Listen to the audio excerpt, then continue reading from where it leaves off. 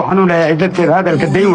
nima yoodamiinimada waa lagu dulloogaa dadku wuxuu jeclaystaan waxaan dibxi ka raacayn dagaalkii nasaarada anaa daalib ku ahaay dalka malihid anigaa ku yidhi doora weynaa daliilkii rasuulkii anaa doonayoo helay anaa diiday maantuu lahaa deedan igu hoy diintayda anigaan ku gadan dabaqa naareed anaan labada daarood mar hore darajadoodayn markay duusha gaalada anaan daabadda u rarin goobtay dareeraan anaan diiradda u qaban anigaan dariiqaya waddadeeda ugatay marin doofaarka iiga anaan darajadaynayn faranjiga dariiskale anaan daarihiis gelin anigaan dariiqada alliya diinta caadsiin sida duxurka iyo door anaan doosmaal noqon daarood ismaaciil mooga dawga loo qoday waa waxa daya yidhi markaan dawga sii maray waa waxa durbaantumay intuu soo dabaaldegay dadoo maqal dabuurtaan ku yidhi ama tan ha u yeela ama dhaha daruuriyabi jiree duxurka yeelkiis nin ragay dardaaran u dee duqun ha moogaad daw lagama hela gaal haddaad daawo dhigataan waa idintaga ayaa kufriga aad u dabcaysaan dirhamku idiin qubax ayaa dib u gudaysaan marka hore dabku idinka dhigi dumar sidiisii marka xigana daabaqad ayuu idin dareensiin marka xiga dalku idinku orin dunya dhaafsadeen